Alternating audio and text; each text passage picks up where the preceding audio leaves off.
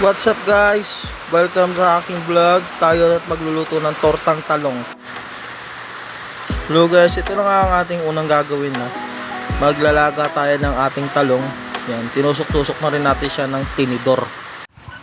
So yun na nga, binaligtad natin ang ating talong gamit ang ating tinidor. Tutusok-tusok din natin siya, titingnan natin kung malambot na pa siya. Kung hindi pa, tuloy pa rin ang pagpapakulo hanggang sa lumambot siya.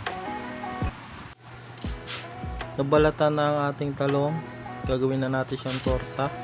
Itlog na lang ang ating prepare. So yun na nga, na-prepare na natin ang ating itlog, nilagyan na natin ang ating talong. So ready to fry na tayo mga ka-food vlog. Yan, nagprito na tayo ng talong, pinalang na natin. So hintay lang natin maluto ang ilalim niyan, tapos yung sa kabilang side naman. So yun, no, binaligtad na natin ang ating talong. Hindi ko na naipakita kasi mahirap eh. Hawak ko kasi ang cellphone ko kaya habang nabibidyo, no? Luto na siya yung kabila. Pag luluto na rin yung kabila, pwede natin siyang hanguin. Yun, nagsarang ulit tayo ng isa pang talong, no? Antayin ulit natin maluto yung kabilang side, tapos tsaka natin ulit siya baliktarin. No, kailangan brown or golden brown siya bago natin siya baliktarin. So yun na, babalik pa natin ating talong. Doon, hindi na makita.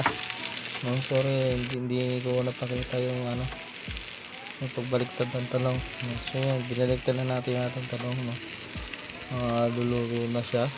So pagtapos yan, lalagyan natin sa lagayan, no. So yun na nga, luto na ang ating tortang talong. Tara, kain na tayo.